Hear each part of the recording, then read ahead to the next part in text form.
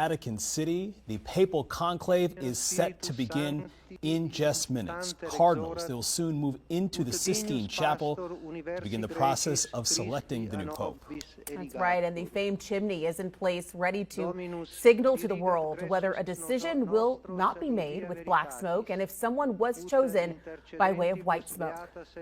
Cardinals gathered inside St. Peter's Basilica earlier this morning to start their day celebrating the final Mass. Cardinal Giovanni Battista Re delivering the heartfelt homily. He also presided over Pope Francis's funeral 2 weeks ago.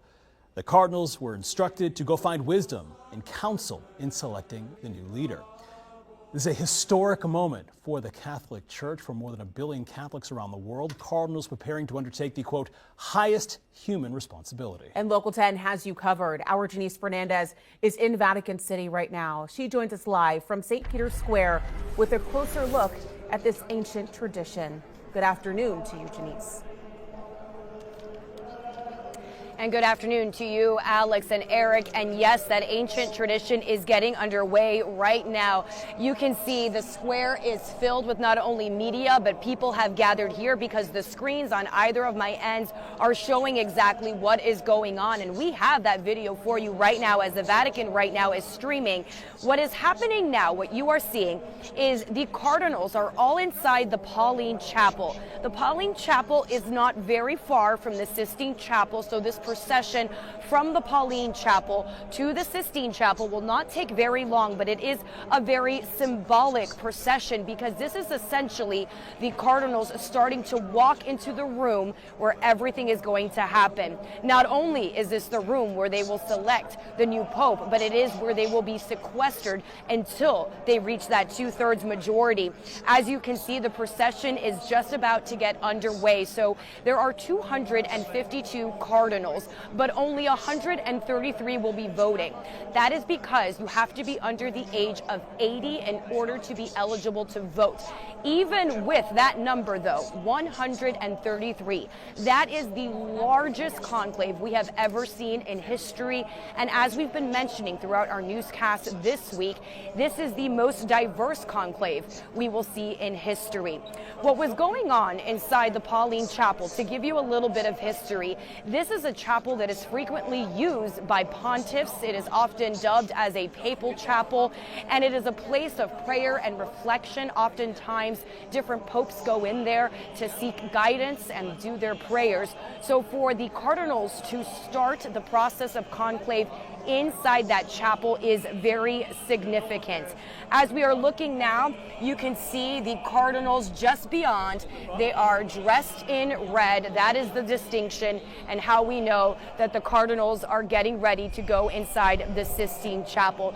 This, of course, is a centuries-old tradition that has brought so much intrigue over and over and over again, and that is because this is a process that is done in secret. Alex, Eric, I mentioned during our 9 o'clock newscast how the Vatican City government turned off the switch, and Vatican City, except for St. Peter's Square, has now gone dark, meaning they have no access to Wi-Fi, the cell phone signals are down, the TVs are down. This is really when things are starting to get underway, and this is where the secrecy starts to take place. There will be a vote later on this afternoon, this evening in Rome, in which we will see either white or black smoke. But Alex and Eric, we have been talking so much this week about the diversity of this particular conclave. We're talking about 71 different countries represented, and it's very hard to pick a front runner here as we start to look at really what is not only a historic but a quite beautiful, a quite solemn in many ways scene as we see these cardinals making that procession to the Sistine Chapel. And, you know, Janice, quite a stark contrast from the 48 countries that we saw back in 2013. I do want to also reference here and ask you, you know, we know that once the cardinals made their way into Pauline Chapel there, from what I was able to read in terms of just keeping up with what is going on there in Vatican City, one thing that I read said it's almost like you heard a complete hush over that area. As we know, crowds were gathered outside there in St. Peter's Square just watching this moment take shape. That is absolutely right, Alex. And one thing that you may have noticed as we're watching these live pictures with you is this image of the cardinals walking, and they are facing that famous fresco by Michelangelo, The Last Judgment. That is the fresco, the painting. Well, they will look, they will face, and they will take that oath that they are going to choose who they believe God has chosen to be the 267th pontiff. You mentioned the quiet. I can attest to that because obviously we are here at St. Peter's Square. You're probably hearing some of the music, and again, they have these TVs up so that everyone here is able to look at what's going on and listen in to what is happening in this moment. And it was very interesting that as everyone here was sort of gathering around taking photos, once they heard the music, they all rushed over to the middle of the square to get a better look at what is happening. This is really not only historic, but this doesn't happen often. When you look at Pope Francis, he was Pope for 12 years. So it's been a while since we have seen a conclave, and especially a conclave like this one that is going to be different in so many ways. These cardinals, 108 of them were appointed by Pope Francis. That means 80% have never participated in a conclave before.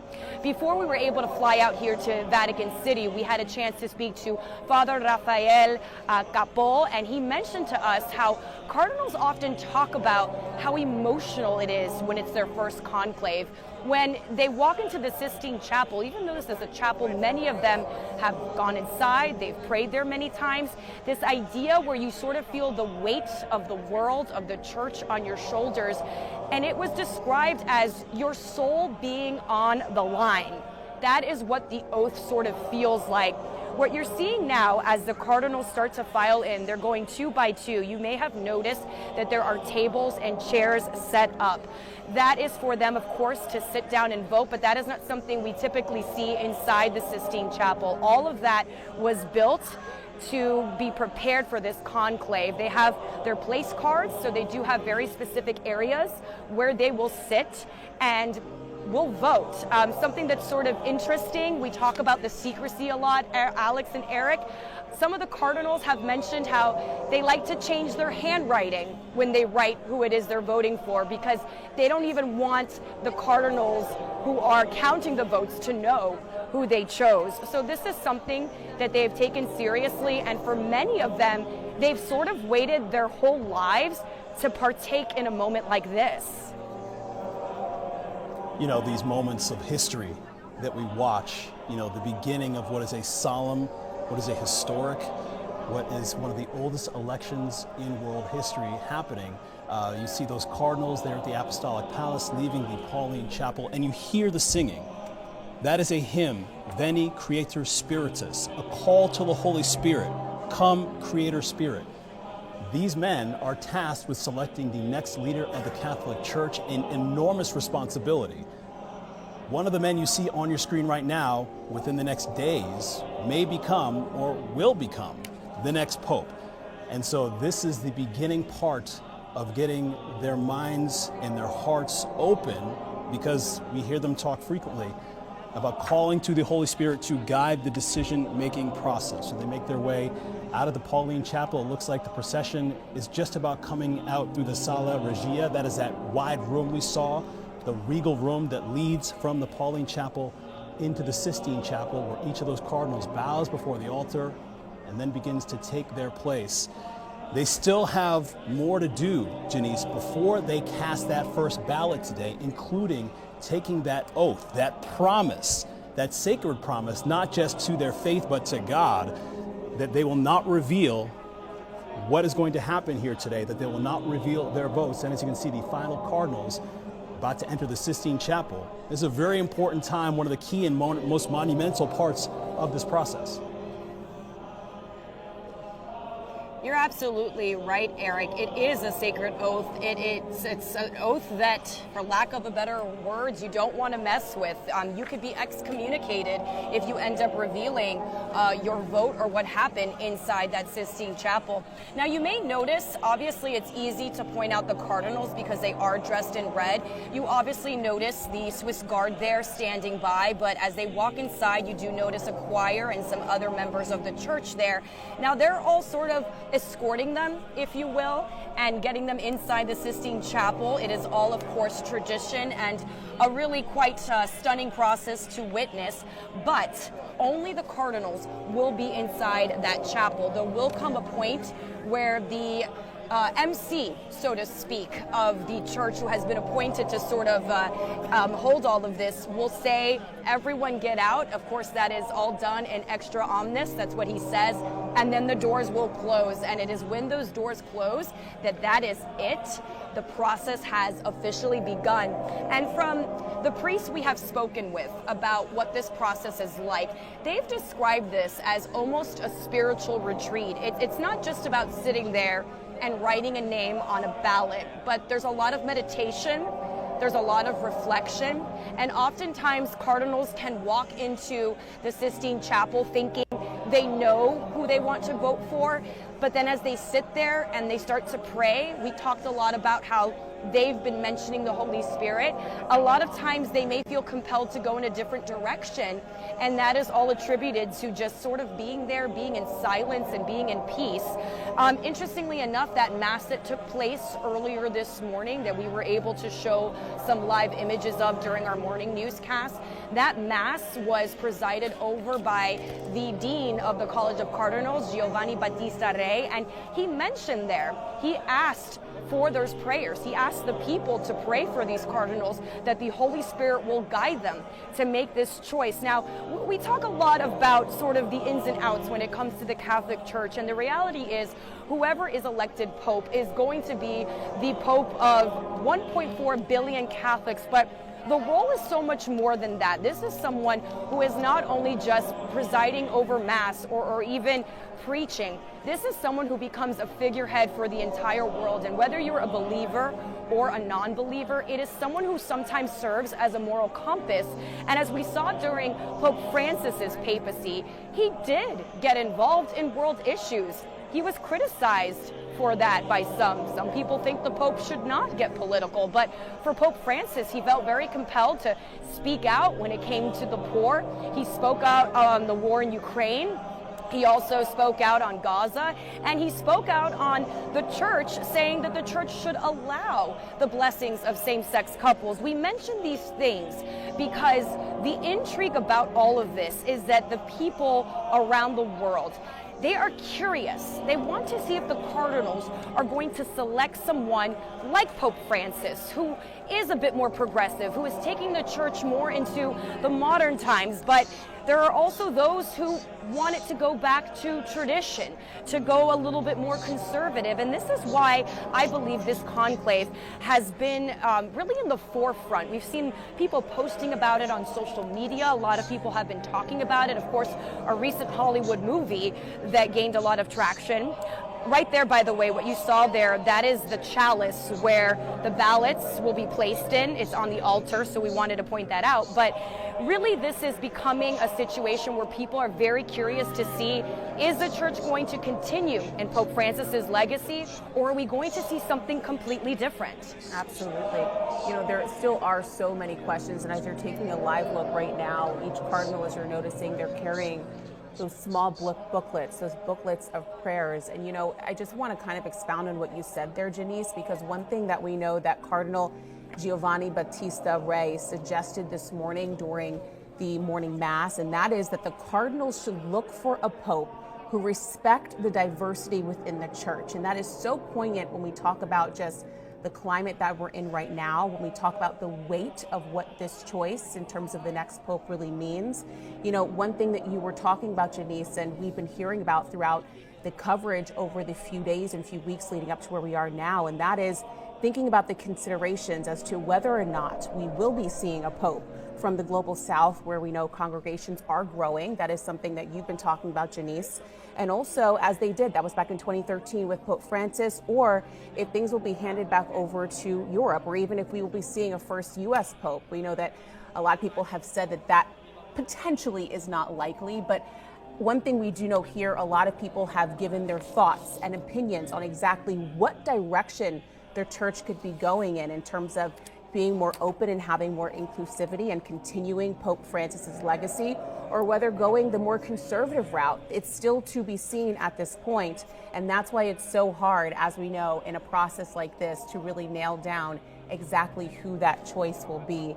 As we know that all the cardinals that we see here, one of the main things that they are doing in this moment right now as they place their hands on the book of gospel, they are swearing, of course, to maintain that secrecy that we know is just so important. It's shrouded in secrecy, this process, of course, following those conclave procedures, and elect according to what they believe, each cardinal here believes is God's will. So all of this, of course, taking place right now, as we know that this is just day one, but it is such a delicate and such a secretive and powerful process that we are seeing taking place here live for us this morning.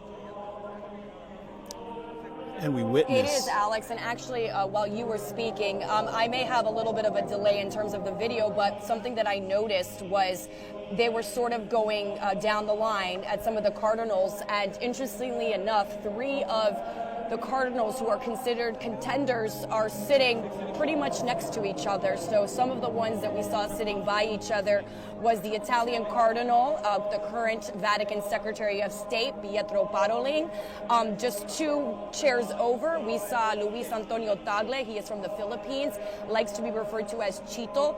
Very charismatic, really has a lot of love on social media. And then 2 chairs from him, we saw the American Cardinal Robert Prevost, who, as of recently, has started to gain a bit of popularity. So he is one to watch. We've never had an American cardinal. There are 10 American cardinals who will be participating in this conclave. Now, Europe still holds the majority. They have the most cardinals represented, with Italy being the country in Europe with the most cardinals. They very much, if you talk to the Italians here, they really want to see an Italian Pope again. But so important to note what you just said. When we talk about Africa becoming a place where we're seeing more and more Catholics, Asia also becoming a big contender from a global scale where we're seeing more and more Catholics, and they come with a lot of cardinals. All of that is going to play a factor in how they vote, because you have to think about where these cardinals come from. 71 different countries represented, but those are cities all over the world. And one cardinal may be in a parish or a diocese where they're affluent, and the problems facing that community are going to be completely different from a cardinal who may be in an area where there's a lot of poverty. And that's why those congregations leading up to conclave were so important, because it was an opportunity for the cardinals to hear what each part of the world needed from the Catholic Church. And the overall consensus was the cardinals really want to see a bridge built. And a bridge built meaning they want to welcome more people into the church. They want to find a way to make this church more inclusive. But that's not to take away from some of the issues facing the Catholic Church. We have to note that whoever becomes Pope is going to inherit some very severe debt. That is something that he will have to deal with. It was something that Pope Francis was trying to deal with. They'll also still have to face some of the fringes of the sex scandals that took place within the Catholic Church. And also there's lots of talk, of course, of including the LGBTQ plus community, and also being more inclusive of women. Pope Francis even talked about women becoming clergymen. So there's a lot of issues, a lot of global impacts, and all these cardinals come not necessarily with their biases, but with their life experiences and their own ideologies. And even though 108 of them were appointed by Pope Francis, that doesn't necessarily mean that they agreed with everything Pope Francis said. It is to be noted that the chances that one of the cardinals who does end up getting the papacy will be a cardinal who was appointed by Francis, just from a numbers perspective, that is looking likely because that's the most cardinals we have. But don't expect that to mean they're going to be just like Pope Francis. Pope Francis was not like Pope Benedict. Pope Benedict was not like Pope John Paul II. Each pope is different in their own way. They leave their own legacy. And one thing that they always like to say is they believe the pope who ends up getting selected is the pope of our time. It is the pope that is necessary. And that is why they do have to talk about those global issues, because they have to think about who is going to be the pope to represent this time and this age. The singing has halted for a moment. We do expect they will begin the next phase of this conclave process, which is the swearing of the oath. And as Janice, as we wait for those moments to happen, you just sit back and take a moment at the splendor, right? Just how visually stunning this setting is, in addition to the significance of what these men have to do to support their faith. In the Sistine Chapel, we saw just a moment ago, Michelangelo's fresco, The Last Judgment, staring these men in the face, truly the depiction of Christ coming back and making the decision on the fate of those in front of him. That is the weight in which these men will have to make that decision, casting a ballot again and again for someone they believe will take the church in the right direction. And yes, those names will shift over the course of the next day or so.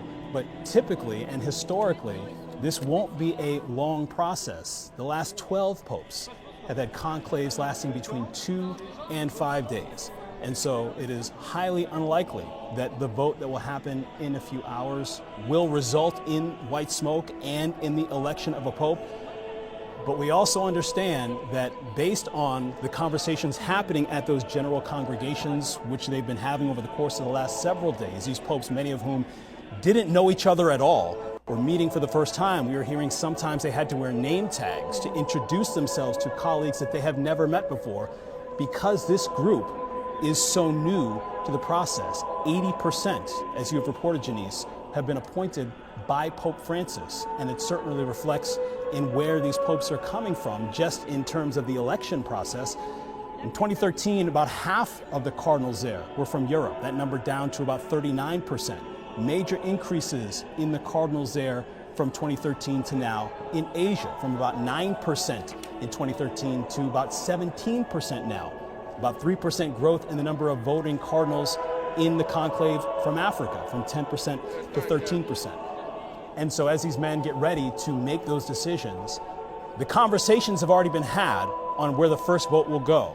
There will be silence in the voting process today after they have sworn that oath and they have closed those doors.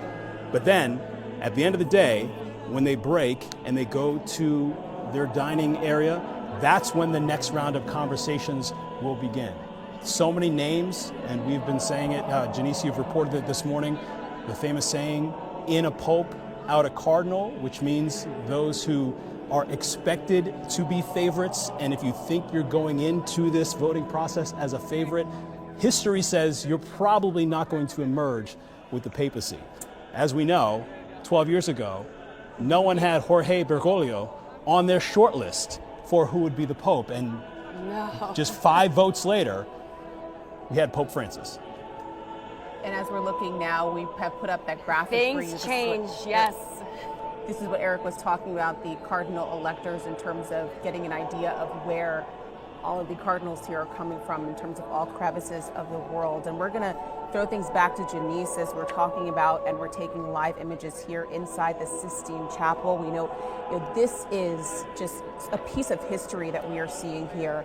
Conclaves have been held in the Sistine Chapel since 1492. And as we're looking at these images right now, I'm seeing it, and you can feel, even just through the TV screen, just the power and the enormity of this moment. The chapel, just such a powerful reminder of not only the divine judgment, but also just the weight of the cardinals' decisions in terms of what you can expect over the next few hours and potentially the coming days as well. And Eric, you had mentioned something, and that was about those first ballots. And from what I've been able to read in terms of just the history, the context, and kind of our coverage here, a lot of times that is exploratory, seeing in terms of where people are going to be leaning. It reveals in terms of, where they may be going in terms of that vote, kind of just really helping to identify some of those serious contenders. And that is something that Janice has been exploring a lot throughout her coverage over the past few weeks, and where we are right now, and what, of course, this could mean. And I think, Janice, something that you said that was so powerful, and that is that the Pope that is chosen now really is just an indicator, and it's indicative of where we are right now as a world and as a whole. And so all eyes are going to be on this, because that is such a key barometer in terms of where we are right now as a people. And now it looks like they're starting to speak. I believe we can go ahead and potentially listen in. Let's do that.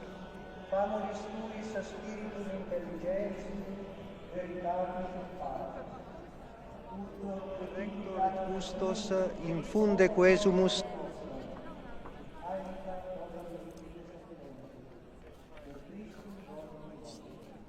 minum nostrum.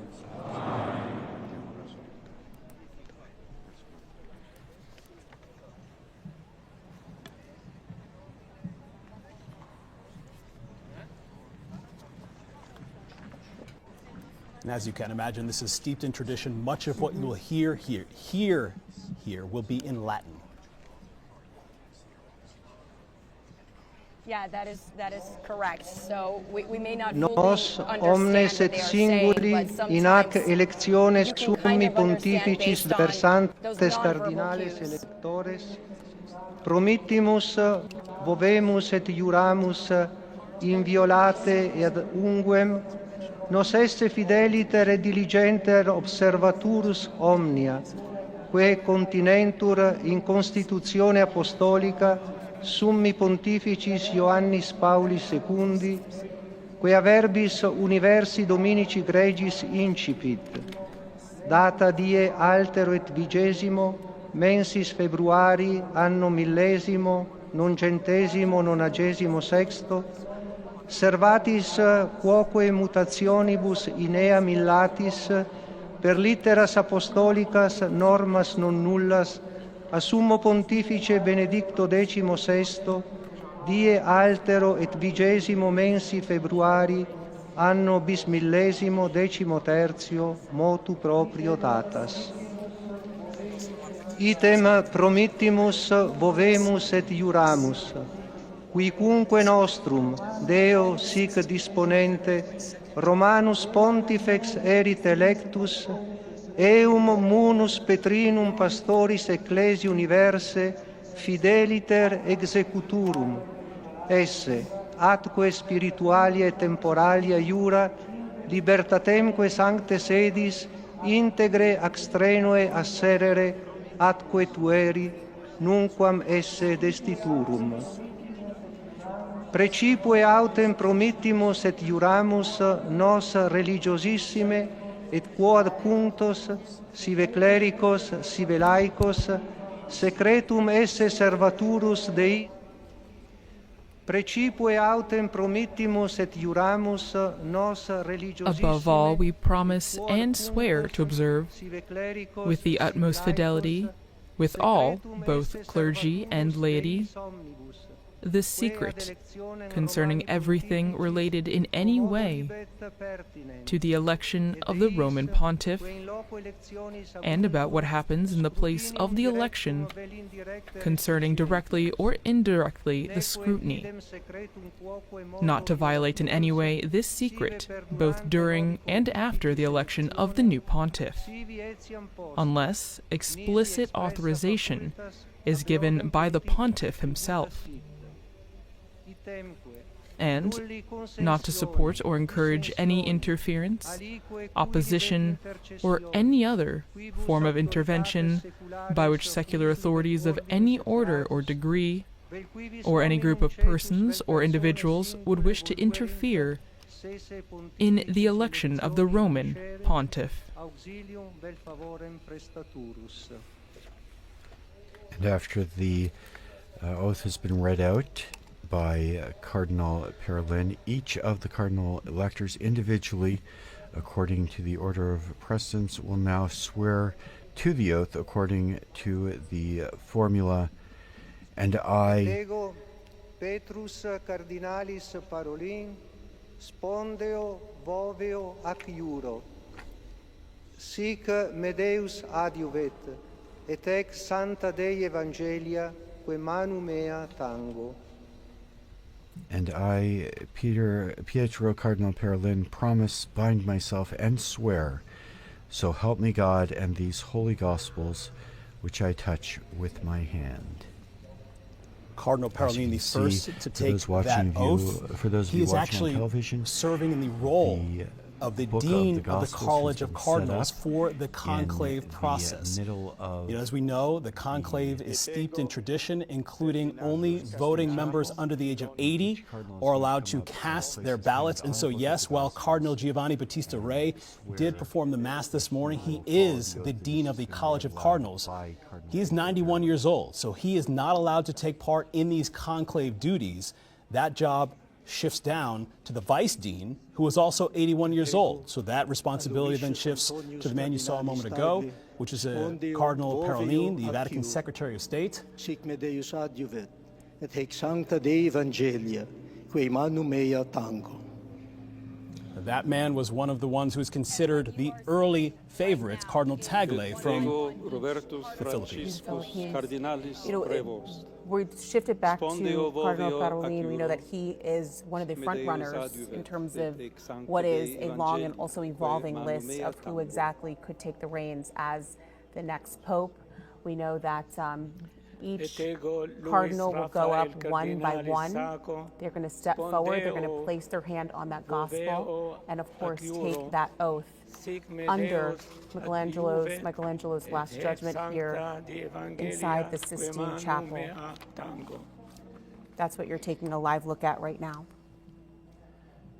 And Janice, the debate and the discussion about who will emerge as the early favorites or early frontrunners really will be determined when we actually have a vote later on today. Experts say cardinals who emerge from the first round of votes with 20 or more tend to solidify themselves at the top of the list of those who may gain momentum moving forward.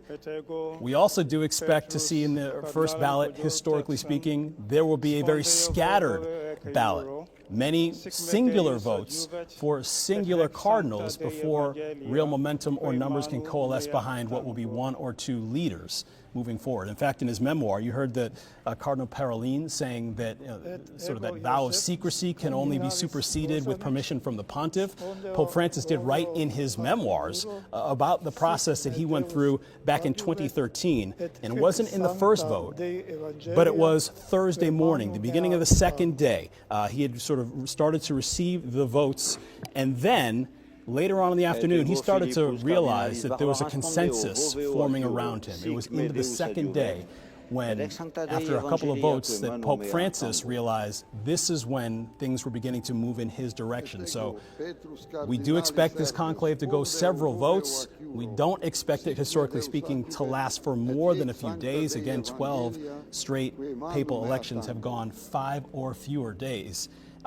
But again, it is the process, right? These are the early moments in trying to figure out, not only for us witnessing and speculating, but certainly for the cardinals to try and figure out who that they have been listening to, who that they have heard speak about the direction of the church will be the one that they believe is the one to carry the papacy into the future, which is certainly the major question. Cardinal Patriarch, and all that conversation will continue be later on today. Those talks are done before that final vote is cast. Absolutely. And Janice, you being there in St. Peter's Square right now, I know that you have more context on that in terms of what Eric was talking about in terms of choosing the new pope. I want to let you weigh in. Yes, Alex. So Eric was mentioning how if after today's vote, if there is a cardinal who maybe has 20 of the votes, that is significant, and that kind of shows that this is probably a contender. One cardinal who I will tell you is going to have more than 20 votes, I'm pretty confident about it, is going to be Cardinal Tagle. And the reason why I say that is because of the sort of Asia delegation, if you will. There are 23 cardinals from Asia, and they are very supportive of Tagle becoming Pope, and they have known to be very united as well. So I do anticipate that he's going to come out with at least 23 today, which is a significant number. When you're looking at a 2/3 majority, you are looking at getting at least 89 votes.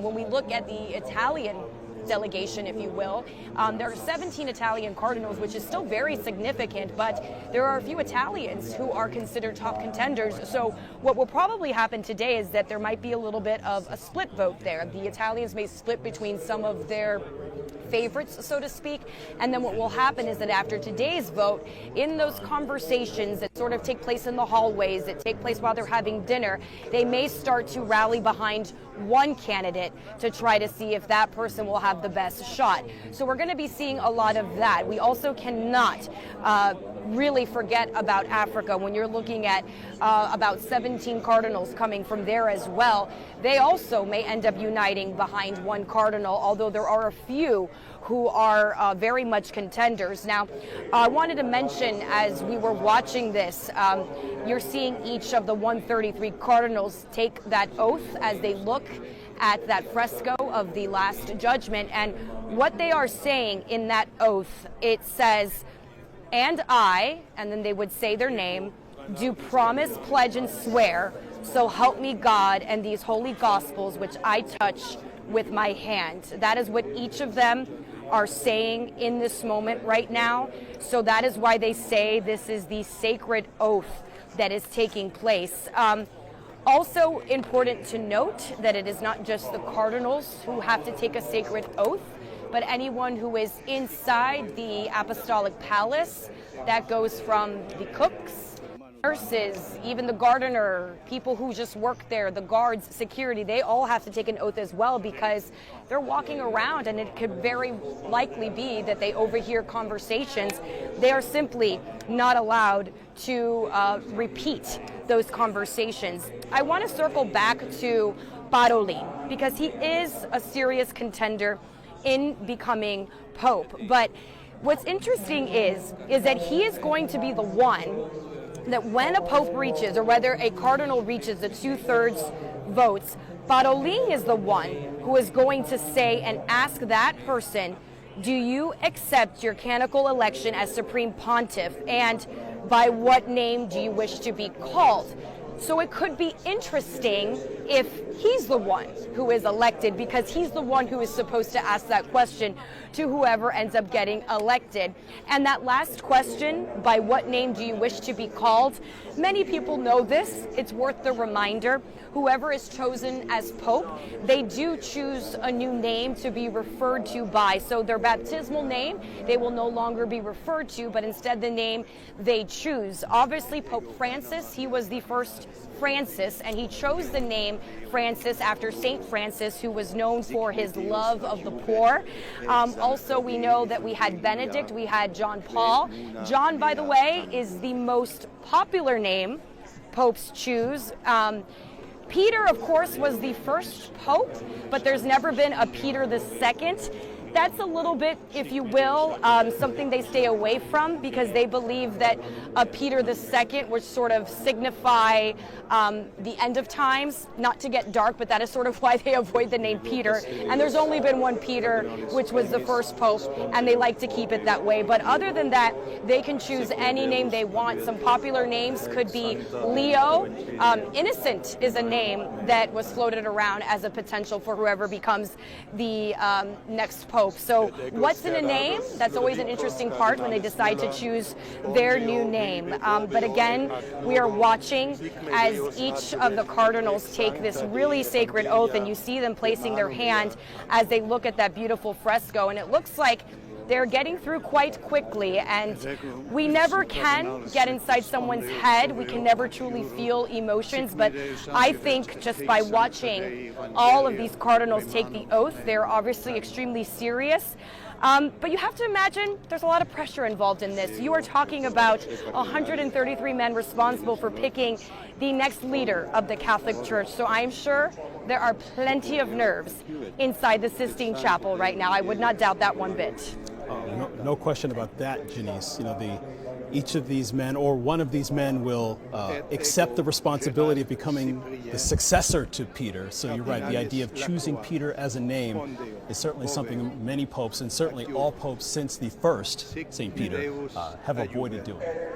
You know, when Janice was talking about the elected pope choosing that name, of course, symbolizing their intended legacy, I do just want to double back to something that you were talking about, Janice, earlier, and that is the contenders, right, in all of this. And it really just speaks to the breadth, as you mentioned, 71 countries represented here. In a conclave. Cardinal There are at least 15 Tagle countries very this is the first contrast time that in a lot of ways. in the Cardinal Bazungo from Africa. We know that obviously Cardinal Tagle, choosing him could signal potentially an intention to continue more of that progressive path of Francis, embracing, of course, that more open and that more modern church. Whereas another contender that you were mentioning as well, Janice, and I do want to just take a moment on him, and that is Cardinal Bazungo of Africa. And he has been considered a possible contender. You know, Pope Francis did make him a cardinal. This was back in 2019. Electing an African pope, it would absolutely break tradition.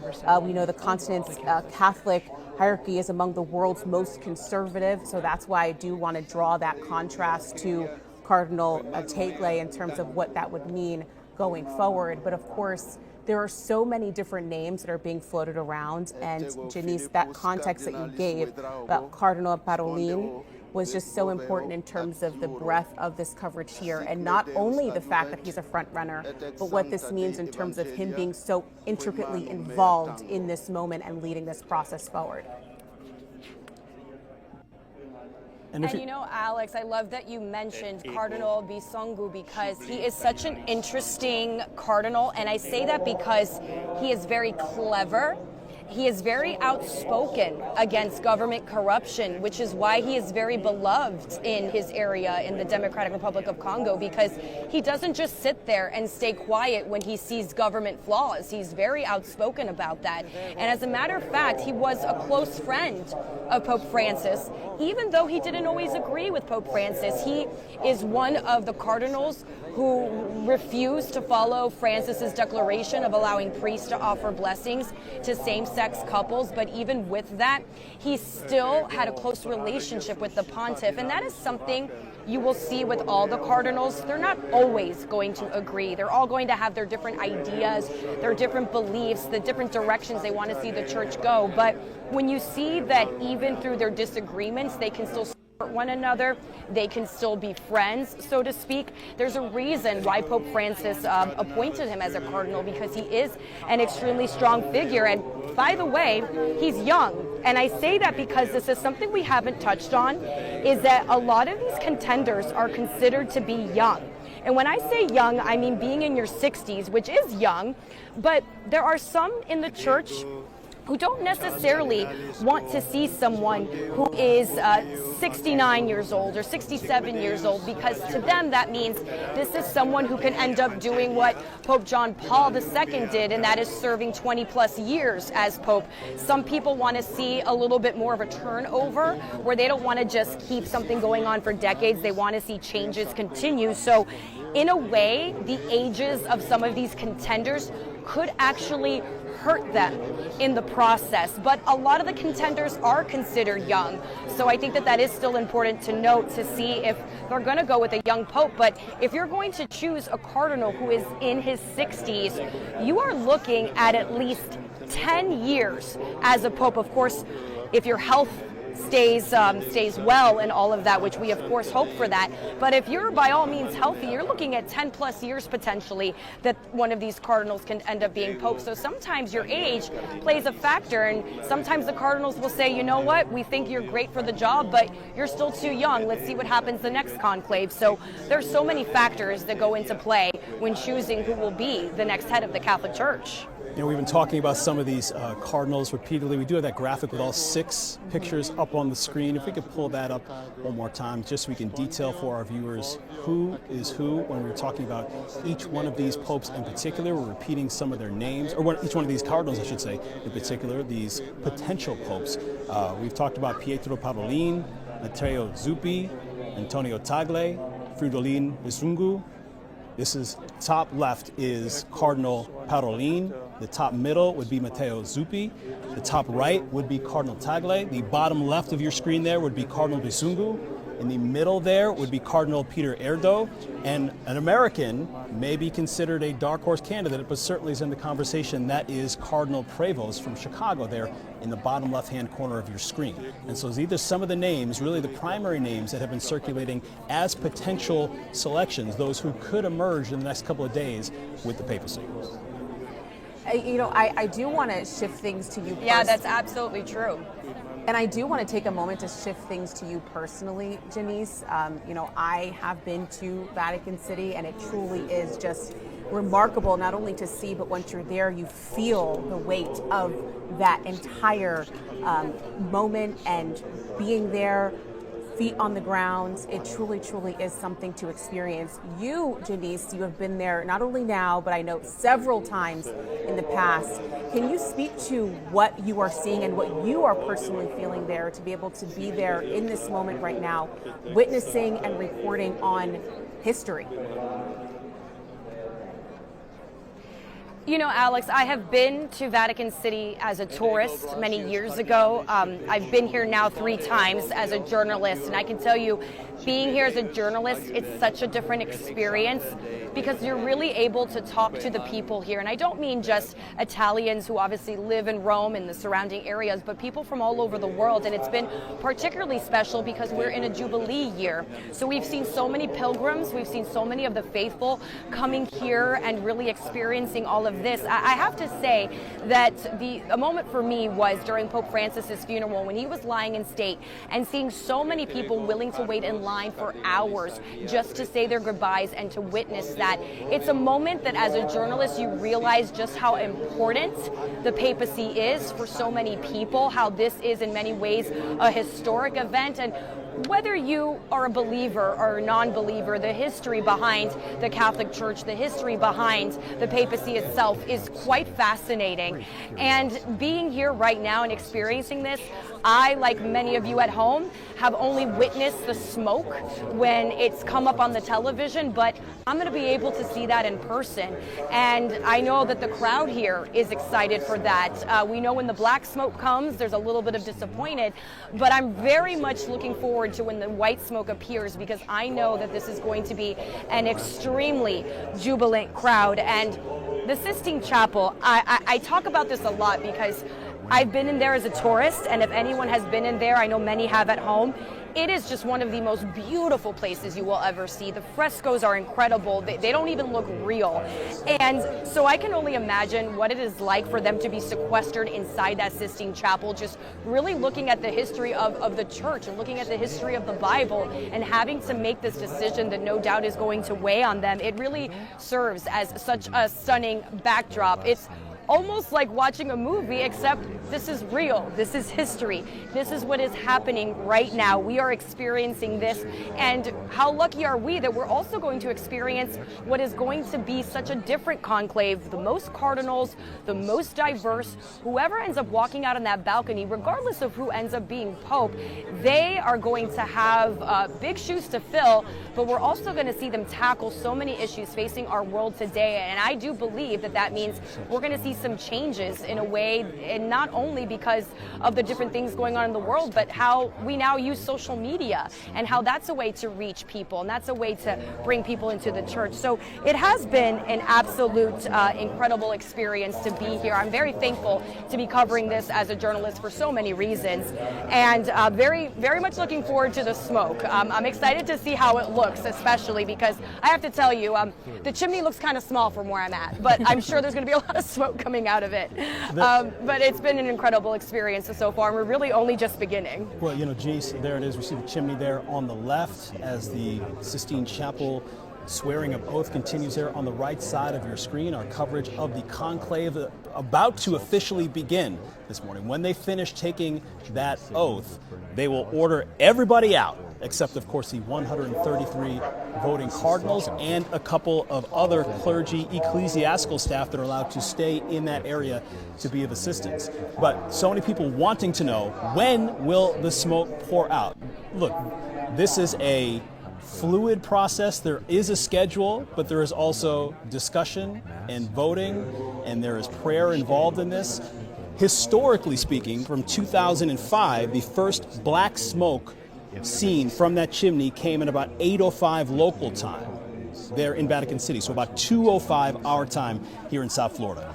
In 2013, the black smoke from the first ballot was spotted at 7:41 p.m. Vatican City time, about 1:41 p.m. here our time. So if you're wanting to see the first smoke rise of the day, history says you're looking at about 1 to 2 o'clock when that first ballot will be burned. And then starting tomorrow, Janice, presumably there will not be white smoke that emerges tonight. It is possible. Historically, it has not happened very frequently. It's been centuries since we've seen a first ballot pope elected. Starting tomorrow, on Thursday morning, about 10:30 in the morning, so about 4:30 a.m. our time here, and then again at about noon is when the first two, what is considered to be morning ballots or early day ballots, are cast. And then if necessary, they continue again at about 5:30 in the evening, your time, 11:30 a.m. our time, and then just after 7 p.m. tomorrow evening, and just after 1 p.m. our time. Those are the ballpark times when history says you may start to see some smoke arrive. And if you don't see the black smoke and there's a delay, it could mean that a decision could be made. Yeah.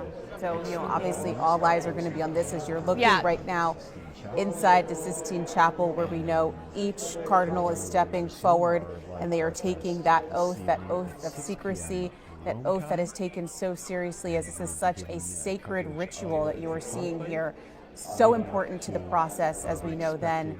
They will hear that extra omnes, which means closing of those doors, and they are going to be there until a new pope is chosen.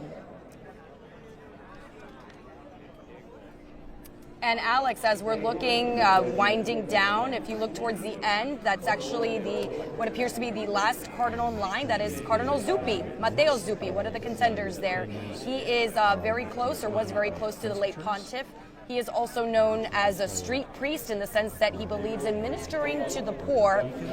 He's one to watch, I will say. A lot of Italians here have a lot to say about Cardinal Zuppi, so it looks like he is potentially the last cardinal to take this oath. And then, as you said, the doors will close, and that will be the official start of conclave. We've seen the setup, and again, it's just incredible to see the visuals, right? Because when the doors are closed, those votes will begin. It's so fascinating to see where these cardinals will be sitting, the splendor of being there in the Sistine Chapel, the color of their robes, the contrast, right? It's just such a powerful visual for us to see. You'd started, Janice, to talk a little bit about some of the challenges that this next pope is going to step into. Some of the challenges that Pope Francis certainly stepped into, and then Pope Benedict before him. There are what you consider to be the normal crises of our world: starvation, war. Tragically, those things are things that many popes have had to deal with throughout the course of time. But something else that we have heard experts, and I know you and your coverage there in the Vatican, not only for Pope Francis's passing, but certainly in the lead up to this conclave, have heard as a point of concern, is the ability to reach out to younger people, to engage them back into the faith. And it's not just a Catholic problem. As we know, and studies have shown recently, younger people are participating less frequently in religion. And so finding somebody who is, we've heard a lot, mission-minded, whether or not that person, if you are going to classify them as someone more progressive or someone more traditional. Each of these cardinals understands, I think we've heard it repeated from experts and sort of the whisperings of what has come out in the early lead up of those general congregation conversations, is finding somebody who can reach out and be mission-minded. At the times, Eric, a lot of these a lot of these cardinals have been posting on social media. They, of course, are not going to be able to do that anymore because they're officially going dark, so to speak. But I know that Cardinal Dolan, he is very popular on social media, and he posted sort of his last video letting everyone know that he's going into conclave and that he won't be able to post for a few days. When we talk about trying to reach young people, it is sort of a sign of the times, right? That these cardinals are on social media, they're on Instagram, they're on TikTok, they're on X, they're trying to connect with different communities. And believe it or not, that is a quality that the cardinals are looking for. And what I mean by that is they do want a pope who has charisma. They want a pope who has that gravitas, who is able to connect with people, who people feel like they know and feel sort of like this is their friend. And so believe it or not, when we're looking at some of the pros and cons of some of the cardinals, I could tell you what's been one of the cons some have said about Cardinal Parolin. Of course, this is not my opinion, by the way, these are what some are saying, is that whenever he's sort of presiding over Mass.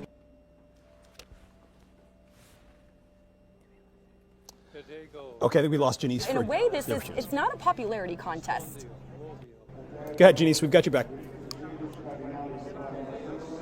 Okay, all right, we are back. We are, of course, dealing with lots going on here. We've got thousands of people from all over the world covering this, but what I was saying is this is by no means a popularity contest, so it's not like they're going to pick the person who they're best friends with and they think is just sort of the cool guy of the group. It's not about that, but they do have to think how this person presents themselves to the world. You want someone who does have that charm, so to speak, when they are traveling the world and when they are holding audiences, because that is what they believe could attract people to come into the church. So that is certainly a sign of the times, if you will, in terms of the sort of pope they pick. This is something that when you're looking back at when Pope John Paul II was elected, who, by the way, an extremely popular pope who was beloved, but when he was elected, they weren't really thinking about social media. They weren't thinking about how this person is going to look and how they're going to attract a younger generation. But this is something they have to think about now. So all of this is going to play a factor in conclave.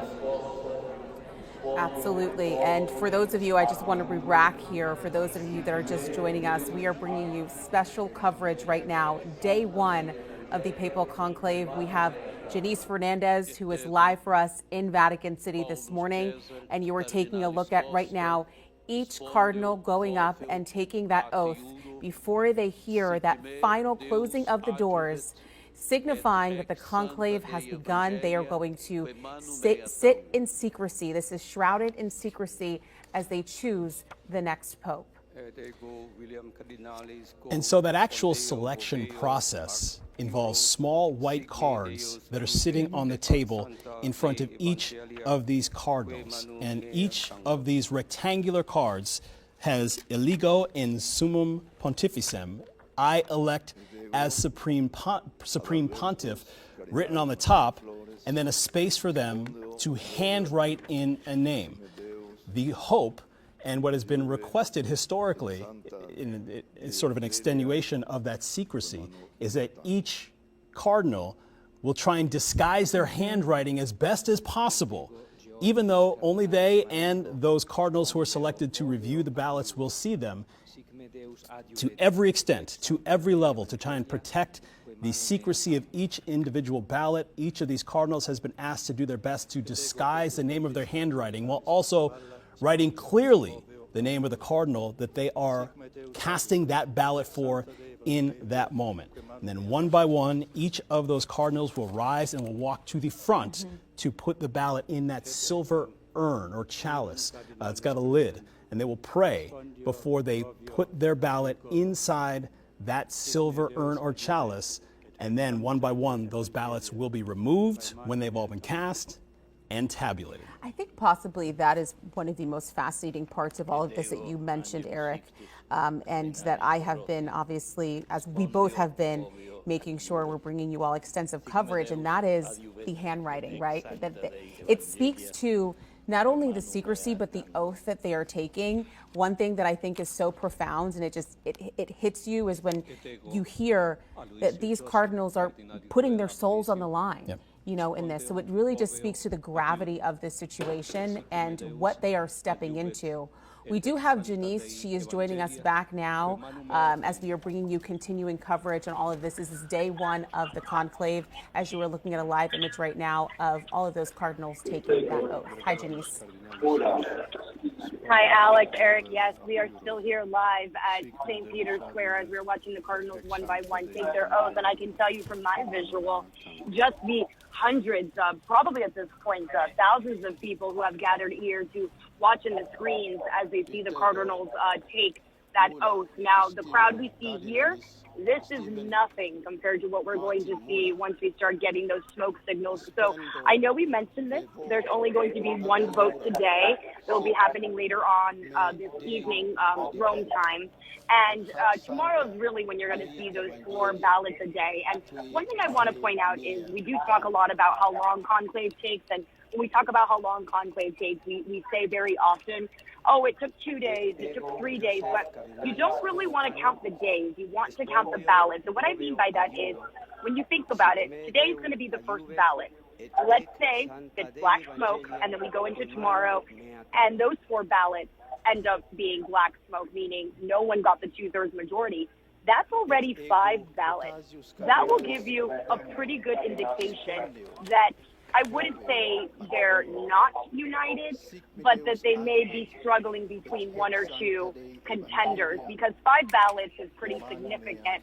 And then, of course, if this goes into Friday, you're looking at an additional 4 ballots, and now we're at 9 ballots. So that's a lot of ballots to go through. So I think it's important for everyone at home to remember, don't go so much by the days, go by the ballots. And again, 2 in the morning, 2 at night, but important to note that you're only going to see 2 smoke signals a day, unless the first ballot of the day ends up being that a pope is elected. You'll see the white smoke, but if the first ballot, which is going to be done around 4:30 a.m. Eastern time, if for whatever reason that does not get the 2/3 majority, they're going to go straight to the second vote.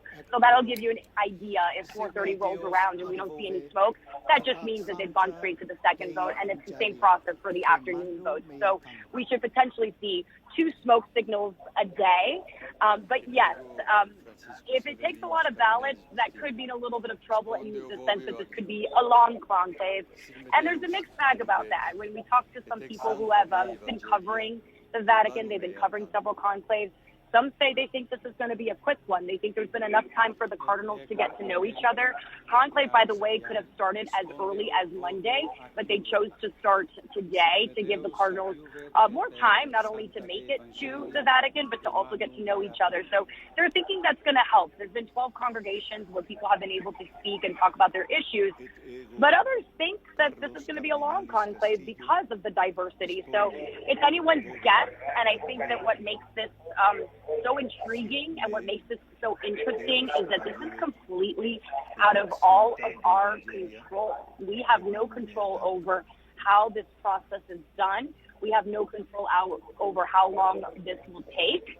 It is all up to those 133 cardinals to make this decision. It is, by the way, a centuries-old tradition, and it's still in use today. It is one of the only ways that a leader is sort of elected in such secrecy. This is not something that is common at all. So it's amazing to see that for centuries this tradition has continued, and especially inside the Sistine Chapel, where this is by no means the first time this has happened. This has gone on for centuries. So these cardinals, I am sure, are feeling the spirit, if you will, of the cardinals before them who were in there making those votes and choosing the next pontiff. Yeah, and Janice, just further context here. I know we've been talking about it, but for those that are just joining us, in 2005 we've said with Pope Benedict we have 2 days. That was 4 ballots. In 2013 with Pope Francis, 2 days, 5 ballots, and that is just kind of underscoring what you said there, Janice, about not necessarily focusing on the amount of days, but instead the ballots. You know, something that I know it's rarely used, rarely needed here in terms of, certainly when we're talking about modern history, and that is if no pope is elected in, let's say, about 33, 34 days, so usually about 9 days or so, that's when the cardinals can roll into potentially adjusting some of those voting rules, right? So they can look to choose to elect a pope by simple majority instead of 2/3. That's an option.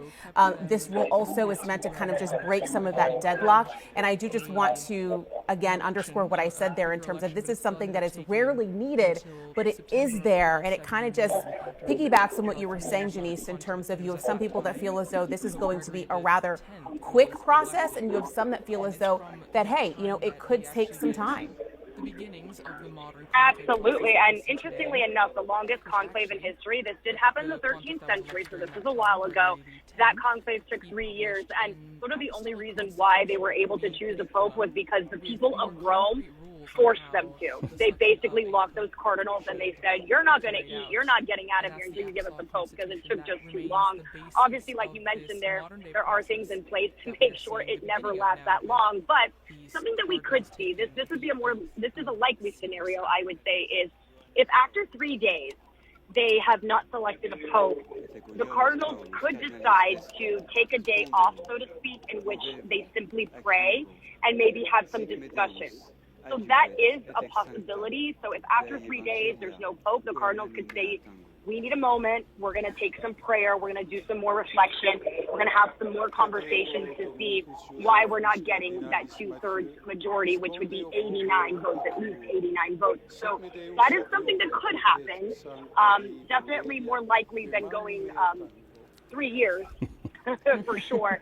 But yes, so that will be interesting to see. Always so fun to see everybody play the guessing game. I know a lot of people are sort of taking their polls online, saying it's going to take this long, it's going to take that long. But at the end of the day, I like to say it's up to the cardinals and a higher power, right? This is completely up to them. They're going to either take their time or they know exactly who they're going to vote for. And the only way they're going to communicate with the outside world is through that smoke, which is why that chimney becomes so popular, and the whole square will be focusing in, the whole world, on that chimney. If the white smoke, or rather when the white smoke appears at some point, the bells will start to chime, and that is to let everyone in Rome know that it's time to get to the square so that they can meet the new pope. And that's a whole process in itself, where the newly elected pope will go into what's called the room of tears, where he gets dressed and oftentimes is emotional, and then he is presented on the balcony of St. Peter's Basilica, introduced by his new name. And as we saw in Pope Francis's case, he made the decision to sort of tone it down. He was wearing all white.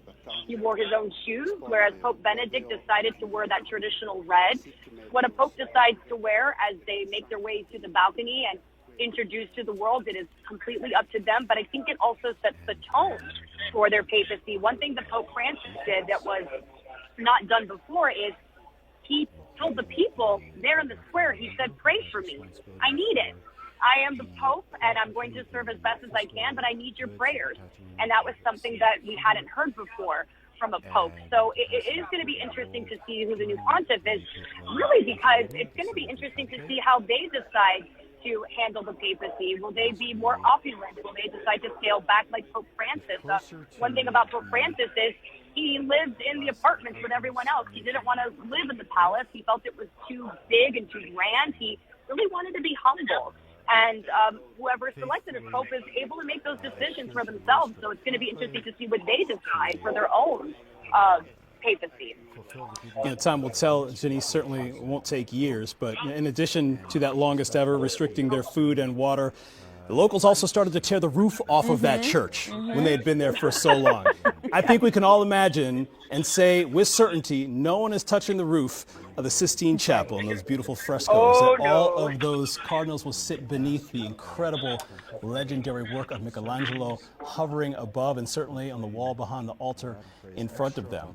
The speed, though, of this process, Janice and Alex, it begs the question and certainly tries to thread the needle on how challenging this is, and also how sometimes perception is reality. Because you want to make the right choice. You know, we hear these cardinals talk about being guided by prayer and the Holy Spirit to make the right choice. But there's also a sense that you do not want a prolonged set of votes, because that could give the idea that there's a divide.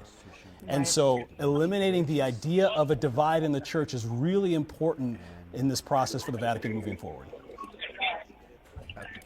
Yes, that's very true. They want a unifier. They want to show that they are united. So if they do get in some sort of impasse, if you will, they're definitely going to work it out rather quickly. And that is, again, when you start to see maybe some alliances, or maybe if they realize someone is getting more votes than another, more people will throw their support behind them to sort of get this process going.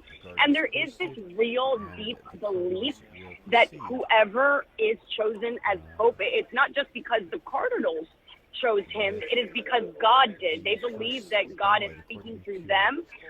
The cardinals are often called the princes of the church. That's a title you hear often. So they believe they're doing the Lord's work, and whoever they pick, it is because they feel compelled. They prayed about it. So they do believe whoever is the leader of the church, whether it was someone they voted for, someone they didn't vote for, someone they didn't see coming, they're going to throw their support behind them because they want to show that they are a unified entity. That is extremely important. So that is correct, Eric. They do not want this process to last too long, because they don't want the outside world to start to speculate and think that maybe the church is too divided. And sometimes that takes the humility of a cardinal who may be a contender, and certainly following in the script of what Pope Francis grew to be and what we all understood him to be as his papacy went on. He has shared the story that back in 2005, he received about 40 of the 115 votes cast at the time. That was enough to slow the process for Cardinal Ratzinger, who eventually became Benedict XVI. And he was receiving that interest from other cardinals who maybe were not settled on Cardinal Ratzinger, and they were exploring with Pope Francis, are you an option? Are you interested? Are you someone we can throw our support behind as another candidate if we do not support Cardinal Ratzinger? And Pope Francis understood at that moment, not Pope Francis, Cardinal Bergoglio, understood at the time that a prolonged process would have done more damage to the church, and he has shared the story. He told those other cardinals he's not going to accept the papacy if they elect him. If they shift to him, he will not accept. He told them to vote for Ratzinger because he believed at the time that overall broad support was better for the church moving forward. That sort of humility is the type of thing that sometimes even, look, there's great ambition in this, right? They're serving God, but also you are Pope, you are an historic figure. You are leading the church that you've dedicated your life to. Pope Francis showed us in the past that sometimes it requires a step back for the greater good. Humility, that's so necessary. You know, something, Janice and Eric, that I was also thinking about as we're rolling through this coverage here, and that is Pope Francis, 2013. When you think about the departure that we're in now, 2013, now we're in 2025. And just the technology, right? That's what I was thinking of in terms of our phones and how we all communicate. As you're live right now, Janice, in Vatican City, of course, we're here on our computers and we're seeing everything in real time. One thing that I know that we are reading here is you can kind of hear some of the applause from the crowd there in St. Peter's Square when some of those cardinals are coming up to take their oath. And the reason why I wanted to draw this into focus right now is because when we're talking about the length of this conclave, how long it could go or how short it can go, thinking back to Father Time, right, in 2013, and how the immediacy in terms of the access that we have to be able to have these not only these live pictures, but this information right at our fingertips. I mean, every second they are updating us. And that's what we're really talking about in threading that needle, like you said, and bridging that there, Eric, in terms of the time and what type of Pope we need to see in this year that we are living in right now. And that is also going back to what you were saying, Janice, in terms of social media, right? And the Pope that is going to be able to not only take the traditions of the past, but so beautifully and so delicately weaving it through where we are right now in 2025. Okay, it does appear that they have all 133 have cast that oath. This is the Master of Pontifical Liturgical Celebrations, Diego Ravelli. We hear those words in Latin where it means everyone out. And there it was. Extra Signaling omnes, when all the everyone non-essential out. All who are people the in the non-essential Sistine people Chapel there, are invited not the to voting leave. cardinals. There and are the 3 cardinals can ecclesiastical begin staff, including their discussions. Diego So for Rivelli those of you there, who watching will be a part of the on process. But as you can television, see, there are a number of people are notaries exiting. who were there all those in who their were there capacity to witness this, to support this, now have to formally leave the Sistine recognize Chapel, the conclave walk and past other- the Swiss a number of Guard, other who will persons stay who are and in stand firm attendance for various in this reasons. moment where they will close All of those them are doors. ordered out The of conclave, with that the command, Sistine has Chapel. officially begun. That's right, And symbolizing the as soon as they start leave, the of doors full will be closed. seclusion. And as we know, The Janice has meditation been will be talking given. about here, as you're taking a People have live look sea right relief, now, and the the solemn Sistine Chapel closing, cardinals are locking, to and have guarding no of the doors of the phones, no conclave internet, no will outside take contact. We place, also know that followed surveillance, by they the have first surveyed that vote area. this evening. It has been completely And swept. And the next time that we are going to see with and we are the going to exit hear from from these the cardinals, Sistine a Chapel, new pope our will live have been coverage chosen. of the cardinals' entrance into conclave for the And this is election where of the you really start to get those 267th chills, Pope right? As draws that to a door starts to close. close, it's the official start of conclave. This We do is the invite you to moment visit where our Vatican News everything is website, out Facebook, of our Instagram, control, X, and where YouTube the accounts. entire You can world see is coverage going to of be the watching. conclave. They're going to be looking at that chimney. They're going to be waiting for the black smoke, for the white smoke. They're going to be waiting for that next pope. This centuries-old tradition rooted in so much history, all happening right now. We have a front row seat right now to this historic conclave of 133 cardinals, the most diverse we have ever seen.